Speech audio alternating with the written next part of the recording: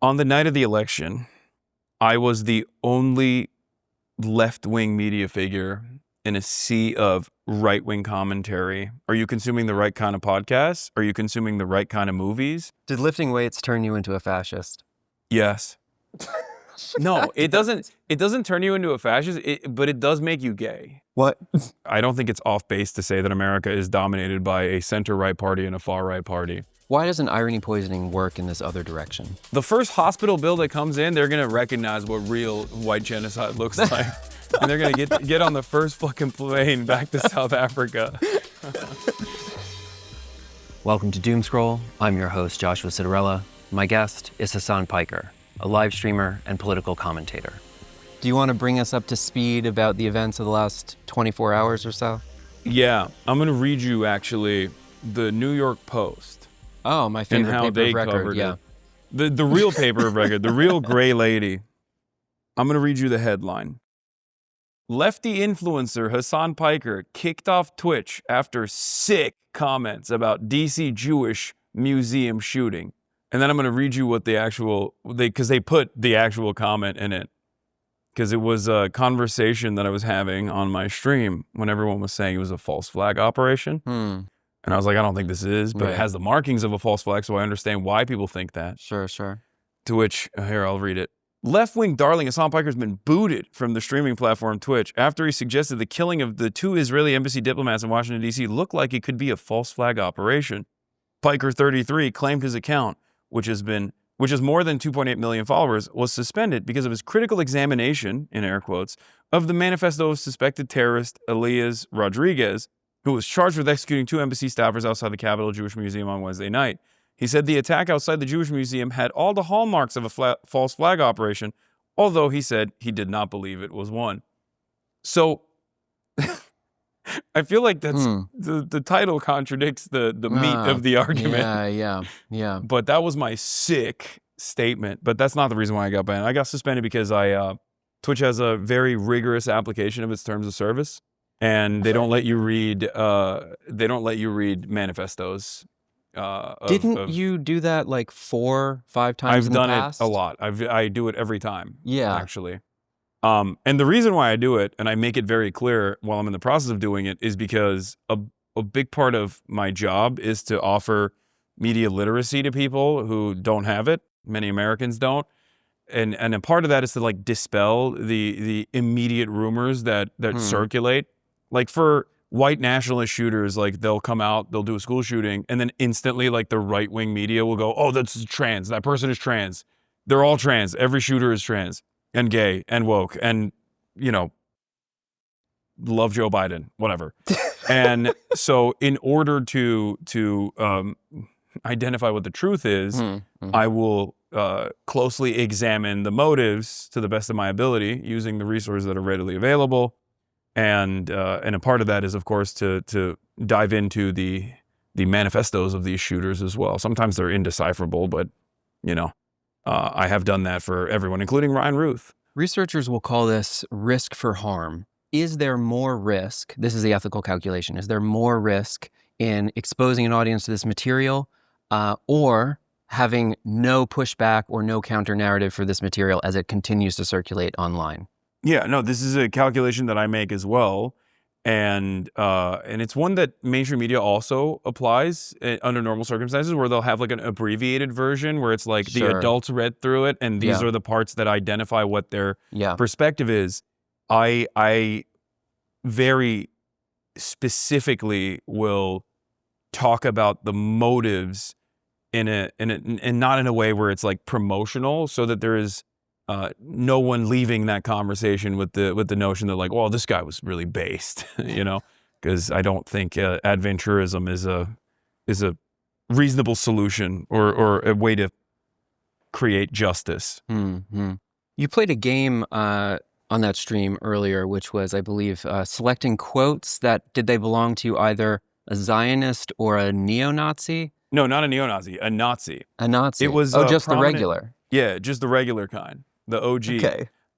Yeah, and it was one of the most difficult games I've ever played in my life. I've got one for you. Okay, let's hear it. I'm gonna get it wrong. If it's from the game, I'm still gonna get it wrong. I'm actually thinking twice because I don't want to fucking read this in my own voice on the internet. Yeah. Do a German accent. Oh, that would be even better. But that'll give the game away. Do an Israeli accent. I have great admiration for Israel's nation-state law. Jews are once again at the vanguard, rethinking politics and sovereignty for the future, showing a path forward for Europeans. Richard Spencer. Come on. I nailed it. Well done. Yes. Yeah. 2018, Richard Spencer. Yeah. Yeah. Did you have a particular text or experience that politicized you as a young person? American healthcare. When I came out here, I grew up in Turkey, and there's a nationalized healthcare system, but then there's private healthcare as well, private health insurance as well. But I think it was like my first ambulance ride and the bill that came after where I was like, this is insane. Yeah, that definitely was radicalizing. How old were you at that time? 18, when I first came to America to go to college. Yeah. What kind of injury did you sustain? I blacked out. That's okay. Yeah. Yeah. Well, that'll still do it. Very expensive. In the 2024 election, young men swung 15 points to the right. How did this happen? Andrew Tate. Really? Okay. No. I mean, it's part of it for sure. I mean, I don't think like it's entirely because of like the types of content that people consume. I think that there are obvious issues with the lack of hope for a better future for many people in my generation and the next one for sure. And I think in that space, people feel lost, people feel rudderless, and then Republicans capitalize on that anxiety and that fear very well and redirect that anger to more appropriate targets from their calculation, like vulnerable targets, marginalized communities, and the Democrats don't do anything about that. They don't even care to address any of these material inequalities. Pair that up with a sense of entitlement that young men have, and then how that entitlement doesn't match reality once they get to a certain age. And you have this dangerous combination of young men becoming more and more reactionary. The predominant narrative, I mean, I did so many podcasts, media, pull quotes, stuff like this, commenting, pushing back against this narrative, but people seem to operate under this perception that it was because of certain podcasts that young men voted overwhelmingly in this direction. Yeah, they're what is the reverse Gramsci, the Andrew Breitbart quote, which is like policies downstream from culture. Yeah, right. Yeah, I obviously don't fully subscribe to that. I feel like it is the opposite, but I think a lot of people, a lot of liberals believe that. There is no underlying material reality that is moving people in a certain direction, and it's all just like consuming things. Are you consuming the right kind of podcasts? Are you consuming the right kind of movies? Does the movie have like a bad lesson or a good lesson? Does it even have bad characters in it? These are the types of things that I think a lot of liberals worry about, and it's the wrong thing to worry about in general. So no, I don't think it's like podcasts alone that is creating this like dangerous radicalizing force. Having said that, of course, they played a role in it for sure. The manosphere definitely plays a role in it. And the real role that they play is to offer some kind of victimhood narrative, but in the wrong direction, taking a lot of the nervous energy that young men have about their future prospects or lack thereof, and then doing the wrong kind of systemic analysis, saying that it's feminism that's at fault, or saying that women are at fault, or saying that trans people and a hyper focus on trans people is the reason why the Democrats don't care about you. And then I think people subscribe to that. No one wants to feel like they're responsible.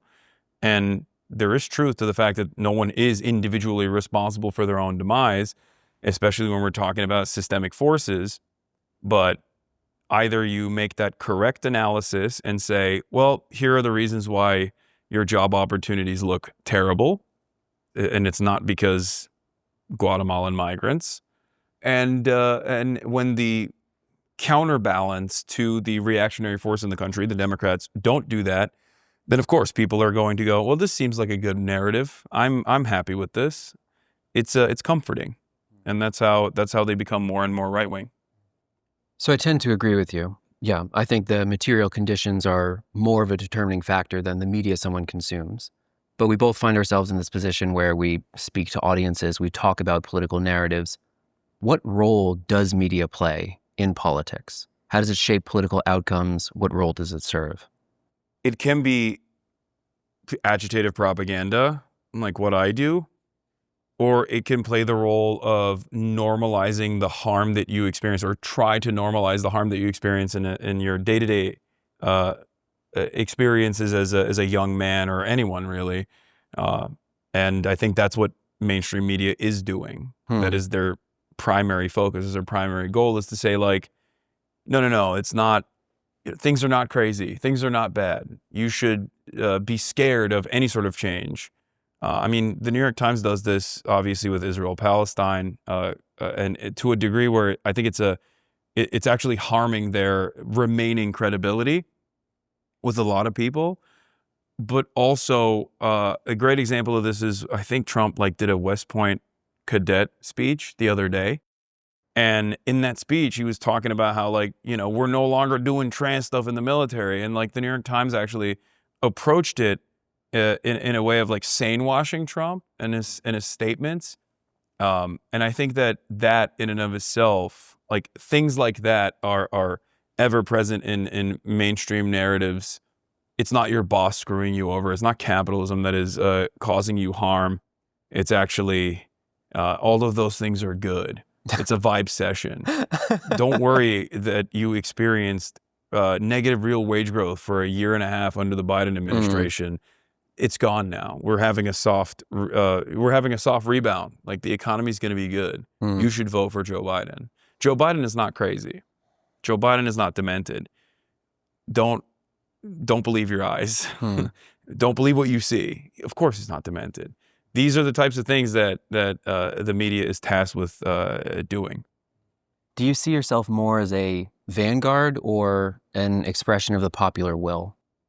I guess a bit of both. I think I have opinions that are fairly agreeable if people were to sit down and consume it charitably.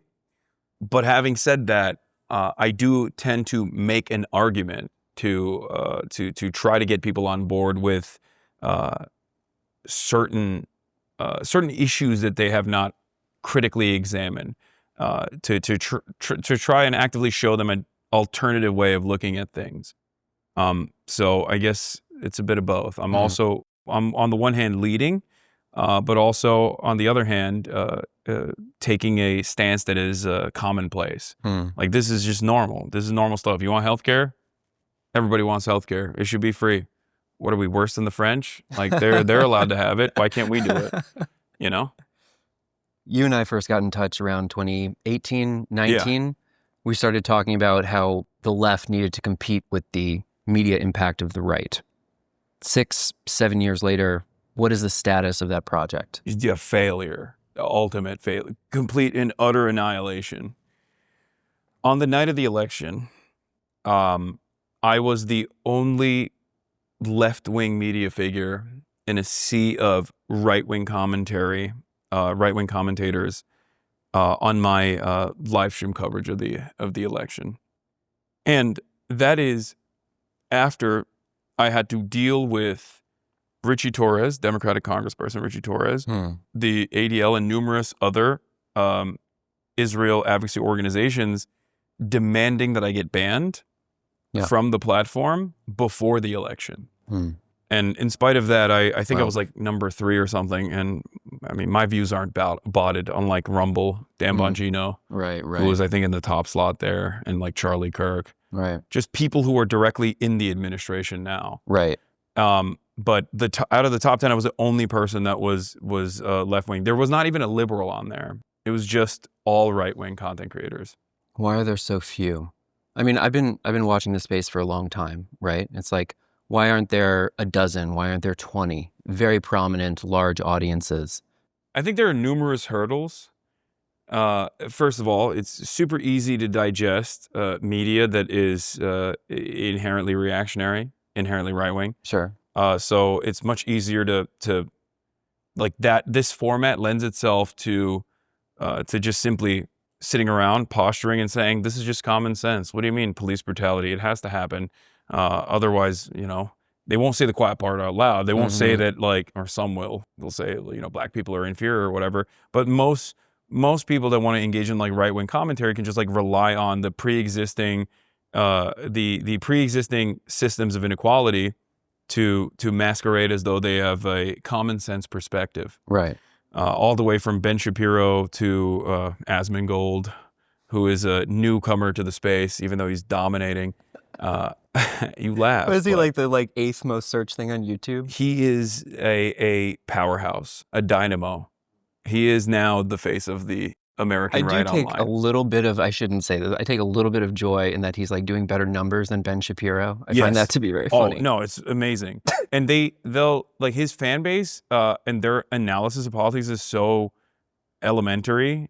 They look at it like, oh, you're just jealous that he's like #1 as a political commentator. I'm like, no, he was always a bigger content creator than me. I don't care. I do think it's hilarious that like someone who is openly not, I mean, he's not even demonstrating basic hygiene. And aside from like the optics of it all, someone who's like openly not very intelligent about political commentary is like such a domineering force on the right.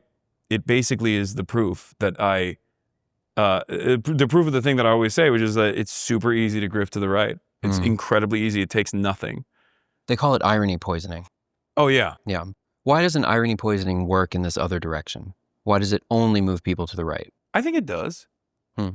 I think irony, like a lefty pole communist, for example, or yeah, I think that's successful to a certain degree. There's just not that many. It's like America was always very comfortable with fascism, and there was only like a brief period where America fought fascism and then very quickly turned back and utilized fascism as a way to stop communism.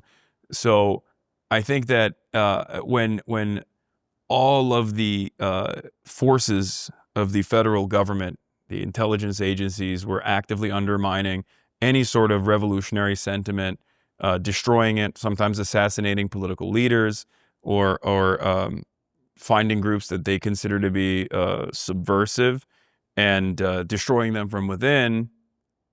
That tradition has not carried on enough that like these guys could go out and meme into existence like a robust leftist force online. There's a level of state repression that just doesn't apply to the right. Maybe. Historic state repression and just like complete and utter annihilation of any sort of left movement in this country that has been so successful that people consider Bernie Sanders to be like a radical communist. I want to ask you about that later in terms of like what left spectrum we're actually even talking about. Yeah. But on this topic of memes, people think Nancy Pelosi's a communist. Nancy Pelosi? I mean, they say it, yeah.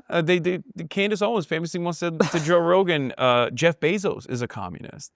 Jeff Bezos. Okay, that one actually. So Amazon is a planned economy. There is a small argument for that. Like, there's a fringe argument, but I understand. Jeff Bezos is personally not a communist. Yeah, I mean, yes. I've joked about this as well. Like, I think the best possible thing to do going forward is allow Amazon to engage in horizontal and vertical integration and expansion until it becomes like the dominant force of industry in this country, and then forcibly overtake Amazon.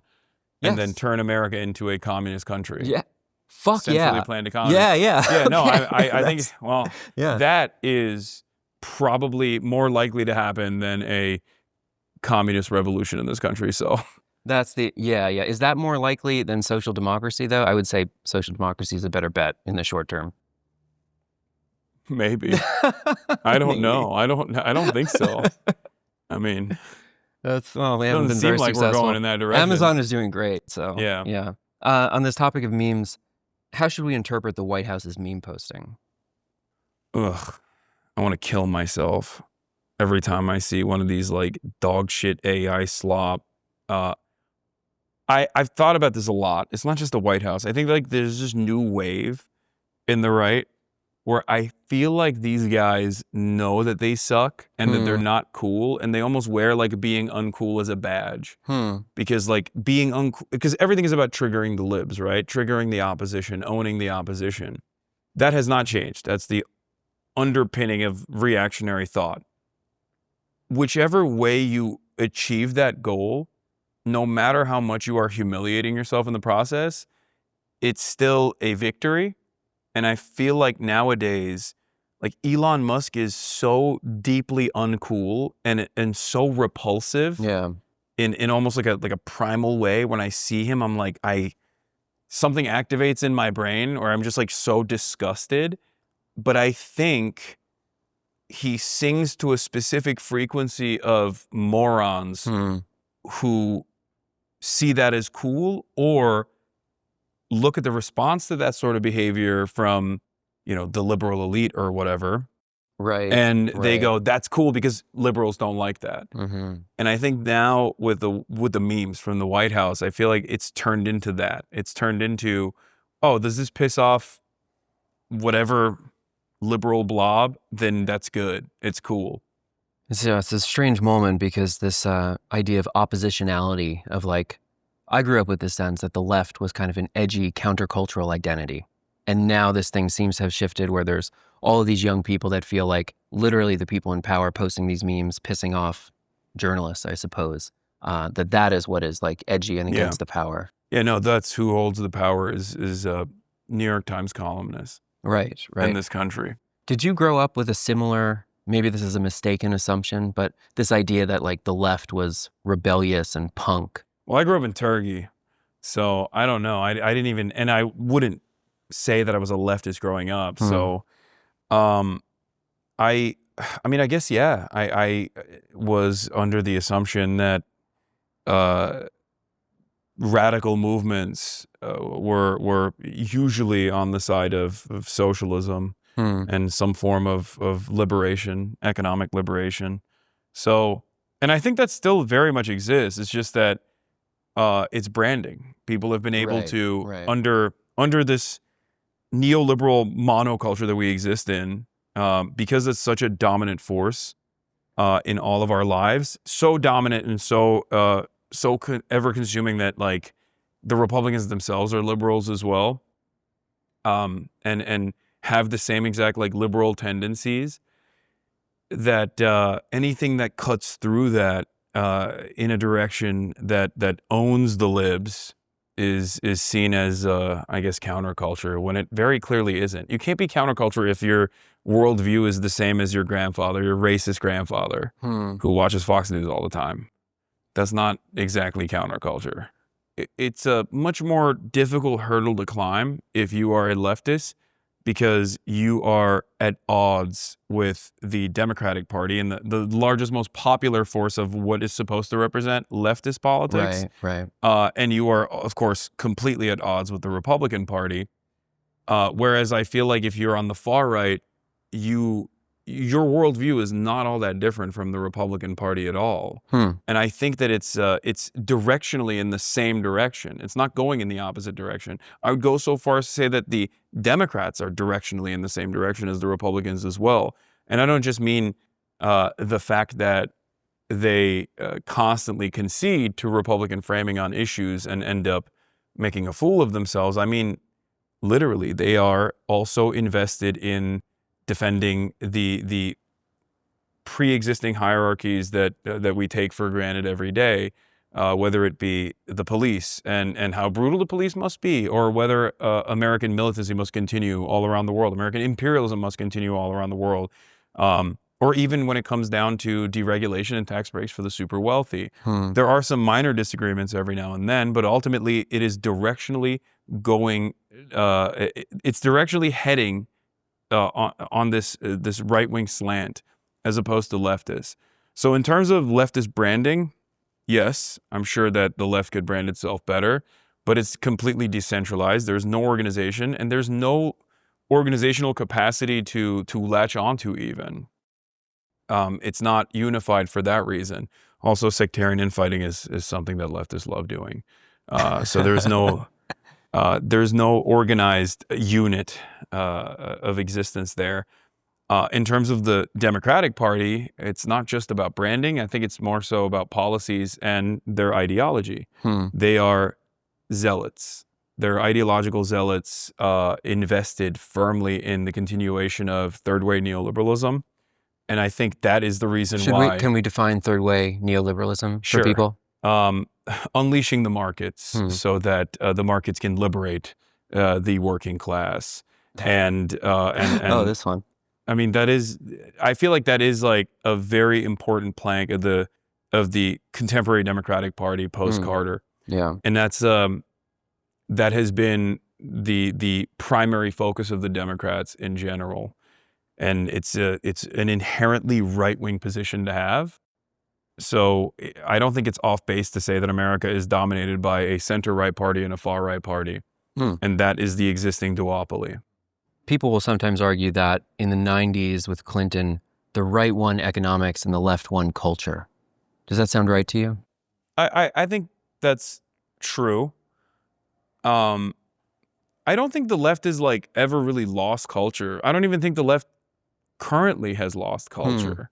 I think that at the end of the day, you have people who are more progressive minded that find themselves in the arts or find themselves in specific sectors that have a focus on it, or maybe they're more creative, I don't know. And it just, it is just this, the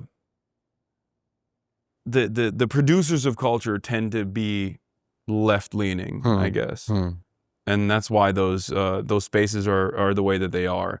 It's just how it's been throughout history as well. I mean, unless you have the government coming in and specifically engaging in censorship and deliberately trying to do what the Nazis did by, considering all this morally depraved art to be Jewish and try to show a vision for what kind of classical art would actually take its place, you're not going to be able to reverse that.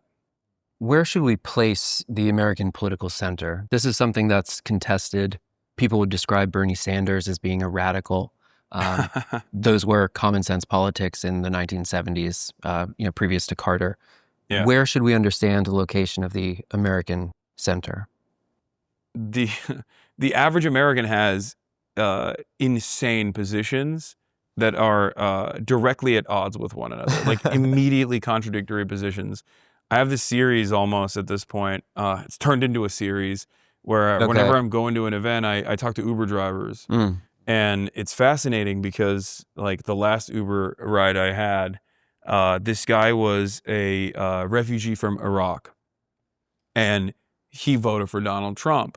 But before he revealed that to me, he actually told me what are the good things about America? I asked him. And he said, there's a lot of good things about America. I was like, what are the bad things about America? He's like, well, the cost of living is out of control. I think we have to give people houses.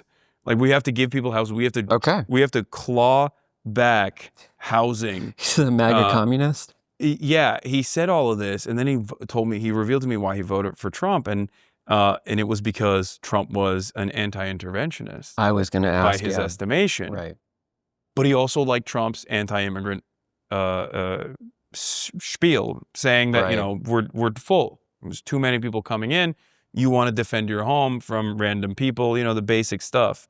Ironically enough, it's still white nativist immigration policy that he was defending as an Iraqi refugee. But at the end of that conversation, he also revealed to me that his sister is an undocumented immigrant. And it's like what do you do with that? How do the Democrats lose that guy? I'll tell you how they lost that guy. Fucking Trump was able to present himself as an anti-interventionist twice. Yeah.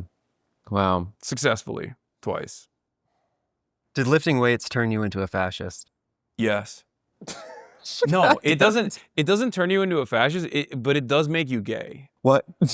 Miring as a concept is the gayest shit. And also, if you work out hard enough, you are no longer invested in this for appealing to women. You just appeal to men. You are just trying to look a certain way that other men respond to positively. It has nothing to do with being attractive to women at all. That's That's why sadly I have true. a Yeah. meme. I told Bradley Martin this personally. It's just the real person who's turning children gay is Bradley Martin because he owns a fucking gym.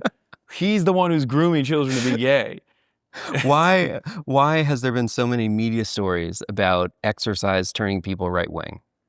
I think it's because like all the liberals that write those articles are weak and pasty and don't hit the fucking weights, and they're like trapped in their little bubble. So they think that, I guess, working out makes you right wing somehow.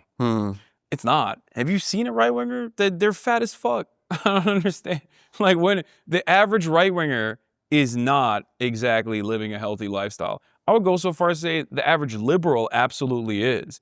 But again, it's marketing, it's branding. We just like only focus on branding, and the right is like pummeled that meme to death, basically, of the SJW that like the average diabetic Southerner thinks, you know, this is how the libtards are. It's like, have you been? I mean, look outside in California. You will see people that are insanely healthy, insanely dialed in. But I guess they do exhibit a lot of fascist tendencies. So maybe working out does make you fascist. Like when it comes to their opinions on homeless people. So is Donald Trump a fascist? I feel like he's not well read enough to be a fascist. Like I think he's just kind of leaning on the pre-existent nascent fascist tendency that the average small business owner has that dominates this country's politics, and that's it. He just happened to be the guy who is a room reader and is leaning on that wave, and it also corresponds to his goals as well, like being an unaccountable force of I was gonna say evil, but honestly, it's just more pro-Trump. Like if it was, it's just he just wants to be a tyrant, and it works. Like this meta, the fascist meta works for him. So I'm of two minds about this, but we saw a few years ago when people would say capital F fascism, that had the indirect result of empowering a lot of people who were like literal National Socialists. Yeah. People who had extremely marginal, like a few thousand followers, all of a sudden got on CNN, got huge megaphones. Yeah, that was a big mistake. And it gave them a lot of power. Is there a hazard in using that word? No, not really. But it's only a hazard if you use that word, but you don't mean it. I think a lot of people use that word, but they don't mean it. I think it's perfectly valid at this stage. I used to say he's a proto-fascist in his first term, to get like super technical about it. But again, I would always explain, like, he is not ideologically minded enough to care about this fascist project. Like, take the white genocide narrative, for example. Okay, in South Africa, this was basically like a white nationalist meme. There's like a total, maybe maximum 1,000 Afrikaners in South Africa that claim that this is happening. White South Africans, Afrikaners in general, they all know it's not happening. It's ridiculous.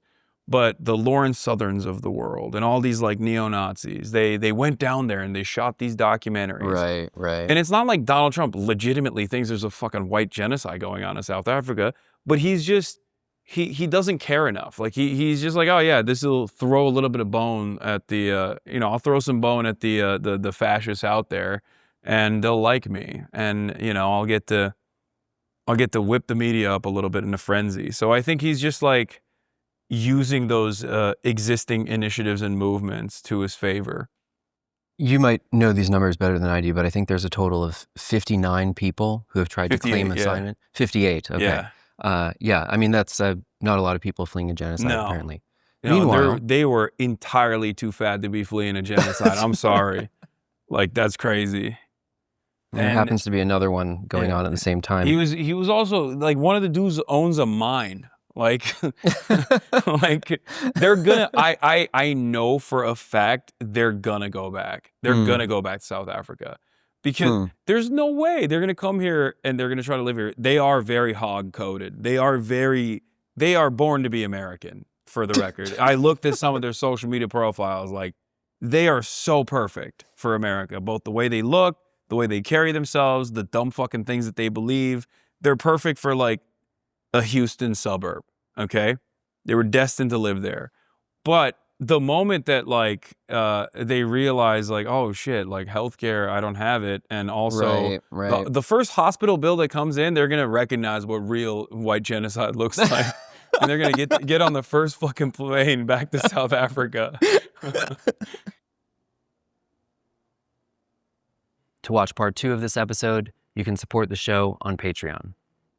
What do we mean when we say the word socialism in the 21st century? What do we mean?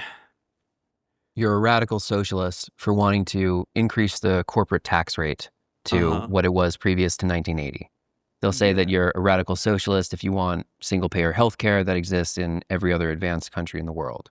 I mean, what I mean is What do you mean? any way to evolve out of this current capitalist mode of production, any way, shape, or form it takes, I'm happy with. Any way that we bring about more equitable outcomes for and more autonomy back to every single person. So, I mean, I'm not against Chinese style socialism that is in effect, at least in China to a certain degree. I'm not against any kind of initiative that is inherently anti-capitalist. Was that why is that shocking to you when I said Chinese style socialism? Okay, well, we're going to split hairs for a moment here, but I would call it state-led capitalism. Yeah. Right. But it's also complicated because it's very pragmatic. Like there's certain industries that are not left open to the private sector. Yeah. But there is also this kind of competitive patchwork of Shenzhen and special economic zones. And China is both more socialist and more neoliberal than the United States. And that confuses a lot of people. But I think as long as people's material conditions are improving, and that I mean, I don't know how earnest they are about their They're overall, earnest about growth. They're earnest Their about growth rates are 5.5%. Yeah. The United States, at the height of the boom, the golden years of liberalism, we had like 4.5, 4.6. China now is more productive, is growing faster than the United States was at its peak. That's fucking crazy. Yeah. Like, I mean, we are that's not great. prepared for that conversation in the 21st century. Yeah, that is a really big deal. That's fantastic. But I don't even care about that. I'm talking about like improving people's material realities. Oh, yeah, which right. Of they course, have. but because the growth rates are so large, because the pie is growing, you can carve off larger material benefits for workers. Right? Yeah. So that like the kind of bare bones like social democratic infrastructure is easier to afford.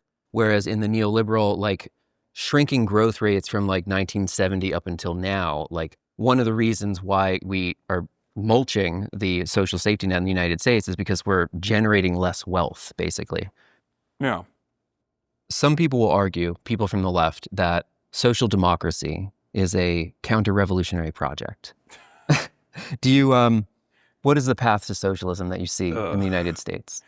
I mean, they're not wrong when they say the welfare project is like has been a lifeline to continue capitalism. They're not wrong about that. But having said that, if we're talking about America, especially, I have a different vision. But overall, it's not bad to improve people's living conditions. It's good. That's a good thing. I think we should do that. So I'm never going to stand in opposition for any sort of like welfare, any sort of expansion of the welfare state. As far as in the United States of America, I feel like it's really silly to say that, because the number one issue that at least I've identified in this country is a lack of class consciousness. Sure. And no mechanism of pushback against either party, or no opportunity to create even a third party, like a viable third party, a labor party, right?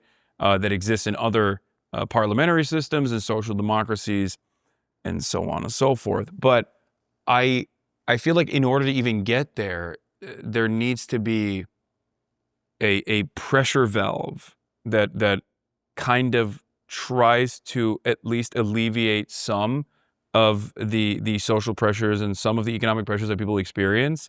so that there can be more organizing that could inevitably even take the form of a vanguard party, right? Sure. And without that, and without education, without labor militancy, and without labor education, that is never going to happen. Like accelerating towards, we are already accelerating towards fascism regardless, but accelerationism of that sort, I think, is a pure fantasy. The notion that like, as long as the contradictions worsen, like Americans are going to be equipped enough to understand their class position and then magically become socialist is an idiotic idea. It has not happened, and we know what happens when those contradictions worsen. They become more reactionary. That's where we're at right now. They become more insane in that reactionary ideology, where people start engaging in fantasy. Because they're so firmly within a liberal construct, so firmly and so dogmatic in their approach to capitalism that like anything outside of the confines of capitalism is just a non-starter. They either are repulsed by it, they're hostile to it, or they just have never really experienced it or never really encountered it. And therefore they're like, no, this is, there's this like idealistic good-bad dynamic that exists within a liberal narrative. And so that's, I think, the reason why a lot of people constantly find themselves in the throes of like conspiracy theories, because there is no materialist framework that they've ever encountered or have ever thought about. I always talk about like, imagine a group of shadowy figures that are endlessly powerful getting together multiple times a year and designing the way we live. Now, when you explain that to the average American, if you say, and they're all Jews, they're like, oh, I'm on board with that. I love that. Thank you for saying the truth. But if you say that's happening at the fucking Davos summit, and it's just like, it's a global leadership advancing the interests of global capital, they go, nah, that's some commie bullshit. It's just like, they're just so hostile. So I think in order to even make this argument, in order to make it convincing, like you have to show your work, you have to show results. And I think like incremental change in the direction of a social democracy in a country like the United States of America that allows there to be a real, robust and militant labor movement that is focused on education as well. Without that, you're just going to have a bunch of decentralized formations that are either like, I don't know, anarchist or libertarian, or just all a bunch of insane people that think that Jewish people are poisoning the water or something, like a bunch of medieval peasants. I think America is comprised of people that have the same mindset of a medieval peasant with a fucking iPhone. That's where we're at. So building the coalition for labor, do you have a preference between labor as one of the constituencies that is part of the Democratic Party? Do you prefer this third party solution, or how do you envision that gaining institutional power? I mean, I'll take whatever platform I can get. That's why I'm not shy about collaborating with the Democratic Party, because I feel like they are offering me a platform rather than me offering them a platform, if we're being honest. But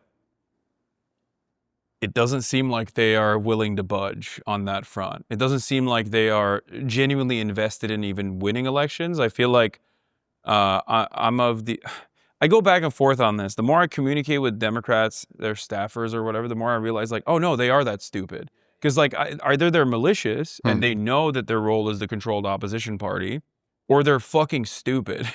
And sometimes when you actually talk to these people, you realize very quickly, oh no, they're fucking stupid. Well, they're just rigidly ideological, and they may not be aware of it. They're rigidly ideological, and they are so echo chambered in their insane DC bubble that literally they do not understand the world at all. Process and procedure type people. They don't get it. They genuinely don't get it. Okay, so I came across this take that I was immediately allergic to, but it has slowly eaten away at my brain and irony poisoned me, right? The idea that among the left, it is very popular to shit on the Democratic Party. for many good reasons. And for the last like 8 years, for people who have just gotten into politics, all they know is this kind of like third way, 2016 and onward. Of course, that's very understandable. But the proof that the Democratic Party as an institution can actually change is what happened to the fucking Republicans. The idea that the free market evangelists could become the protectionist party, the heterodox economic populism, whether that is rhetoric or policy, we can debate.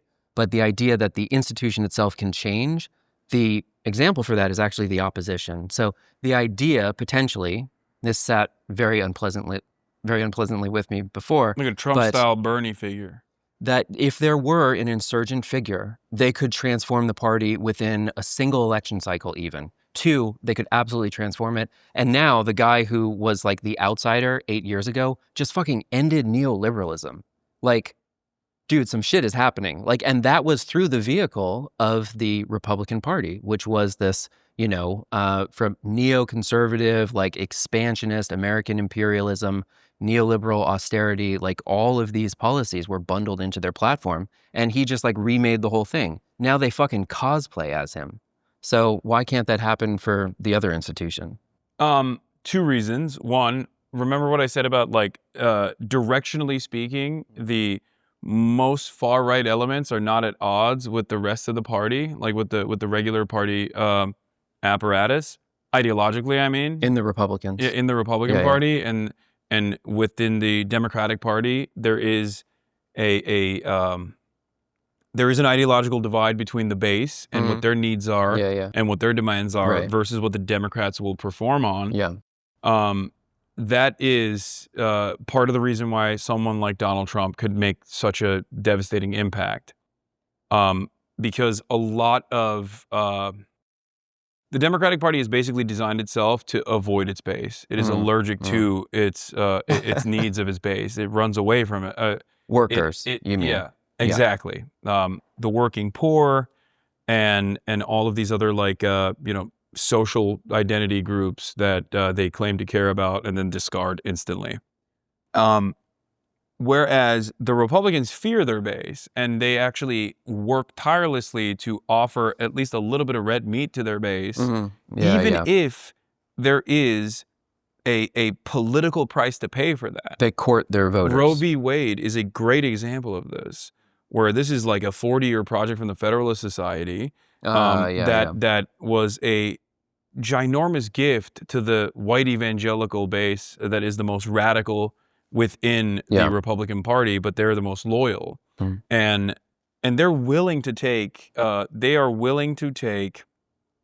like massively consequential political tolls in an effort to offer some red meat to their most prominent supporters, most loyal supporters.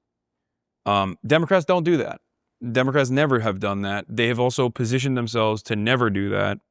Obama is, I think, a great example of this, where he presented himself as a very progressive person when he was campaigning, only to completely contradict all of the campaign promises that he had made and become this beacon of not hope and change, but third-way neoliberalism. I think in some ways that Obama's lack of any response to 2008 is kind of what brought us Trump a few years later. Yeah. I mean, it's definitely that. It's NAFTA.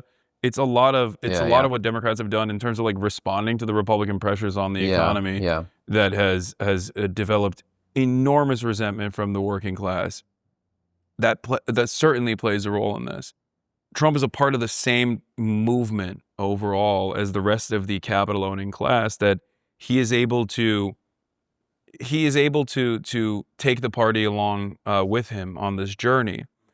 I think when the dust settles and we look back at this, I don't think that the new Trump regime will be all that different from the previous designs that we had on the global marketplace.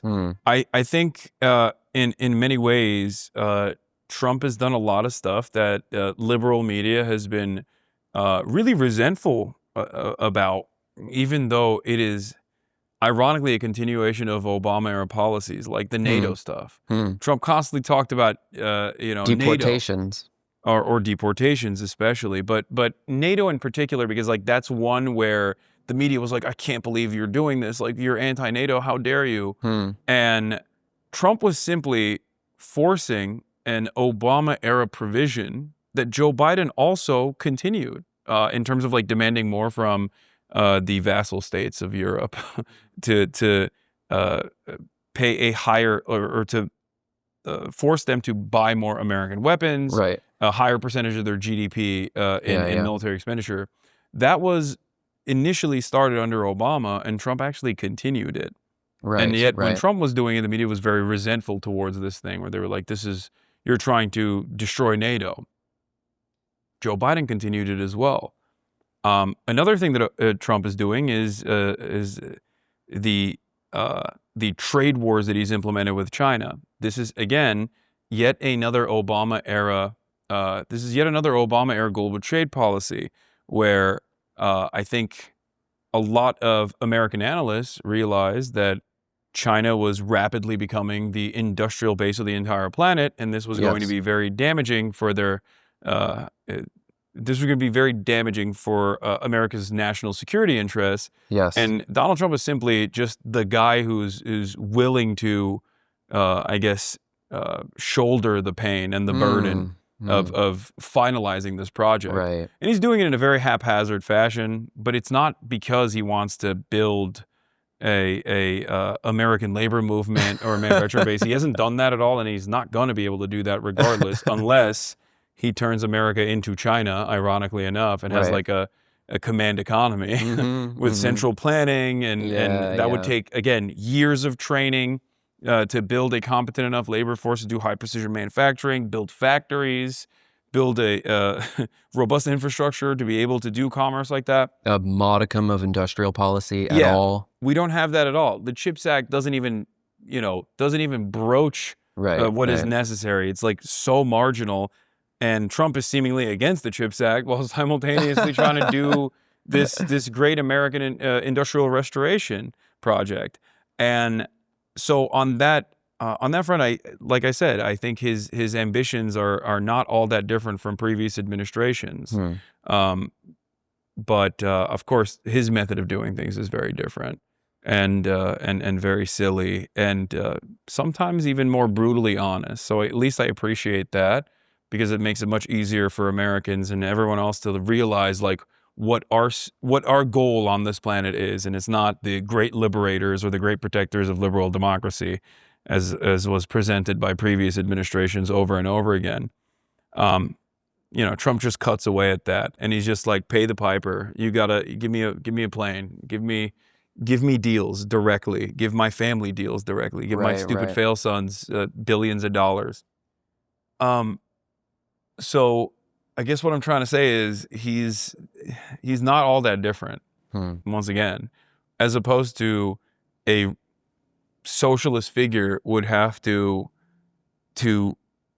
genuinely harm the interests of capital, whereas I don't think Trump is genuinely in the long term going to harm the interests of capital, or at least when he does harm the interests of capital, as he's done with this market volatility, it is only at the behest of like a long-term American national security concern, so that we can finally go to war with China. I think there's a mistake that people on the left can make when they see Trump trying to bring back industry and bring back manufacturing jobs. That this is out of some benevolent interest for the working class. And if you trace back the lineage of this, the IMF was making this argument in the 2010s that in the interest of national security, we have to bring back our green energy, our chips, because if our gray war with China turns into a hot war and all of a sudden we lose 20% of our energy capacity, we can't make our own computers, like they all of a sudden become the superpower. So this interest of national security may indirectly benefit workers by bringing back some industry. It will likely bring a lot of automation as well, not a lot of job growth. But that mistake that people can fall into sends them down like a weird rabbit hole that somehow Trump is to the left of even the Democrats. Yeah, MAGA communism, baby. That's real. Trump You're is a telling real, me that's not real? Yeah, Trump is a real MAGA communist. Yeah, he's destroying America. He's a Maoist. He's a Maoist third worldist. Okay, but those memes are so fucking funny. I of love like the them. fat Americans putting together like Yeah. sweatshop labor. Yeah, or just like all the JD Pondon stuff. I love JD Pondon. Yeah, no, I don't think that will be beneficial for the American labor force in the long run, or even in the short run. I don't think it's going to happen at all. That's what I believe. I think we're just going to try to. Oh, they're going to fail. Well, I don't even think it's going to fail. I think that they're just going to try to like reroute it to India. Oh, make it somewhere at a vassal state. Produce it there. Reroute it to India and just like call it a fucking day. It could be. Because it's less stable than, well, it's more stable in terms of like capitalist interests, but it's less stable than, I guess, a country that a major world power that you want to go to war with. Yeah, they're moving iPhones to India, I think. Yeah. Or they're trying to, at least. Apparently, okay, so, I don't know. Trump said he's going to offer tariffs unless they start making these goddamn iPhones in America, which is really funny. Again, you cannot do high precision manufacturing in the United States of America as it stands. You don't have the factories for it, and you don't have the labor force for it. You don't have unless you start bringing in Chinese factory workers by the tens of thousands to the United States of America, you're not going to be able to build the fucking iPhones here. You also, I mean, you can't just like, the minerals don't exist here. Like geology is where it is, and you can't get like tantalite and shit like elsewhere in the world. Yeah. Okay, so what about the people who are persuaded by those arguments? How do we win them over to a social democratic coalition? What, people who like legitimately think Trump is pro-labor? They want those manufacturing jobs, yeah. Oh, you just gotta wait it out.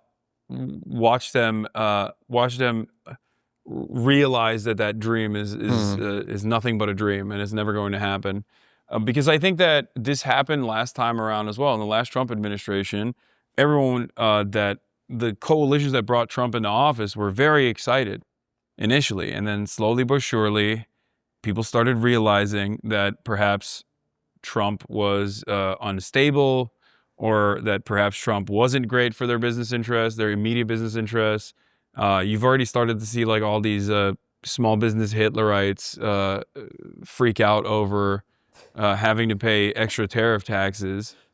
But I think you just have to wait it out and keep making that argument in the process, but explain to them that this is not, you can't put the cart before the horse. Like you have to have a horse first. Right. The horse in this analogy is the robust industrial base necessary for there to be any trade to protect.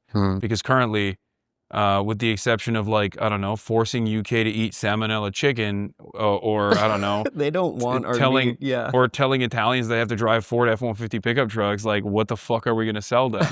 Weapons. That's it. And that's what that's the only game in town. We got weapons, we got big trucks, and we have salmonella chicken and hormone beef.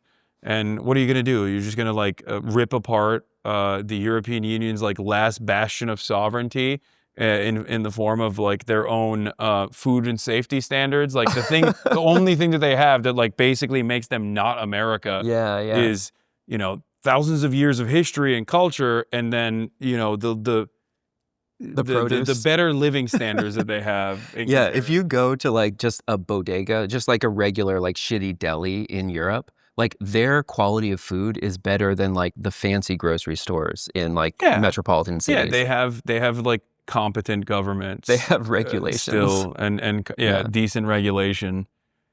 We have a libertarian hellscape. And in reference to this coalition, for working people, they want those jobs, they want upward mobility. There is not much of an inheritor to the Bernie Sanders coalition. Do you see AOC as being able to take that baton from Bernie? No, not really. I mean, what Bernie has become now is also not exactly the best version of himself. I feel like he was a lot more radical in his youth when he still looked like an 85-year-old man. And nowadays I feel like he's just so much more reserved, and at a time when like there's a unprecedented opportunity to radicalize the American public and direct that anger and animosity towards the actual systems of pain. I feel like Bernie Sanders is too much of a party man, and he's also not influential enough within the party structure to get the rest of the Democrats to pay attention to what he's doing. Like this oligarchy tour, defeating the oligarchy tour. Right. What do you see as the goal of the tour? I think the goal of that tour was I think it was very possibly it was somewhat naive, and he thought like, oh, if I bring out these large crowds, I can get the Democrats to change their direction and actually become like a working class party, or at least like present themselves as being invested in the improvement of the living standards of the working class. But the Democrats are so resilient to any kind of change that could help them. So I don't know if that worked, but I think that there is a real force there. You could have 33,000 people in the middle of the day come out and hear you speak. That means you can move them directionally. You can use them as a grassroots initiative towards certain immediate issues to gum up the works of the Trump administration if you are truly concerned with them trying to deny habeas corpus, or if you're truly concerned with like their First Amendment erosion that they've started the process of by, I guess, using Israel as a weapon, using anti-Semitism as a cynical weapon to undermine First Amendment protections for legal permanent residents, and then inevitably for American citizens as well.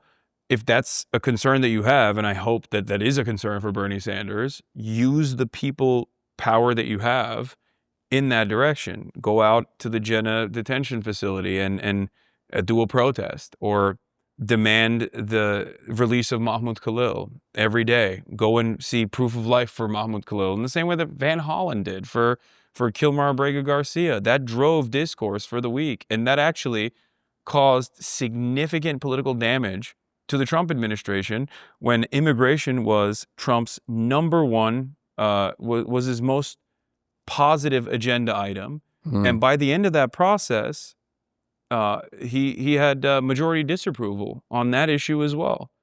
These things take time, but you have to have leaders actually direct the public and direct discourse in that direction. And I don't think Bernie or AOC are doing that enough. What impact did the genocide in Gaza have on the 2024 election? Oh, it was a major impact.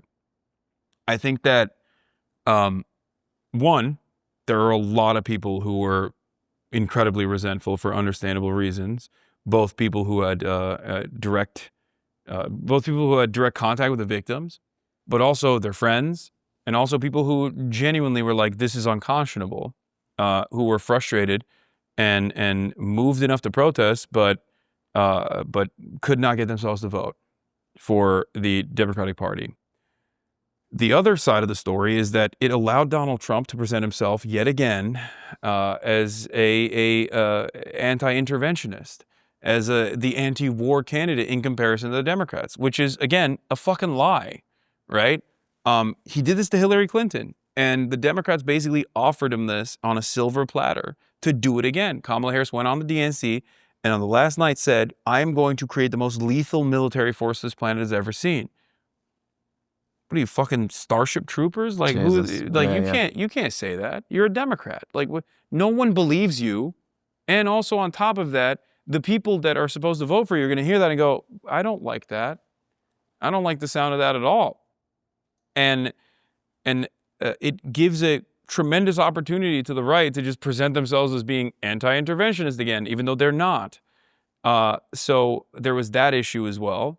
And last but not least, one of the major hurdles that Kamala Harris had to clear in the 90-day campaign that she was running was to decouple from Biden, because Biden was old, feeble, and responsible for all of the issues that Americans were experiencing at the time. And the faster you sever that tie, the better things would have been. It was already an incredibly popular issue to force for a ceasefire and to come out and say, look, I love Biden, but I think it's time for, a new vision. And I want a ceasefire in Israel right now. Put me in the room. I'm the vice president. Put me in those rooms. I'll talk to Benjamin Netanyahu personally. Even if you're not going to do that, like to be able to come out and make this make this a bigger issue in the media, and to present yourself as this like bold, radical change candidate that is totally removed from the Biden administration, despite being a part of it at the time, that I think would have yielded tremendous benefit in the media cycle. That would have basically bludgeoned people in the head with the idea that no, Biden and Kamala are totally separate. And she did the exact opposite. And I think that was a big mistake. It's just one of many different issues that she could have done that on, but it was definitely a very important issue, important for a lot of people, and it would have been closer to the Democratic majority position on the matter than either party was representing at the time. If there's a young person out there who's watching this video, they're posting radical memes 10 times a day, and they say, all of this socialism stuff sounds nice, but that's never actually going to happen. Nothing's ever going to get better. What would you tell that person? I want to maintain revolutionary optimism and say that these things take time, and that as long as you are as long as you're putting one foot in front of the next and moving in the right direction, then you can and you will genuinely experience immediate material improvements in your life. One of the easiest ways to do that, I guess, is like through unionizing your workplace and being able to engage in collective bargaining. It's even though, again, like the union structure in the country as it stands is also still is either powerless or is firmly dedicated to maintaining their global position as a part of the labor aristocracy. You got the UAW, Raytheon, Lockheed Martin unions, but still, I guess that is a way for you to realize the power that you have in solidarity with others that are experiencing the same struggles as you are. So that can be very beneficial. So you do have that capacity. You should also focus on self-improvement in the process as well, so that you can help others in your communities.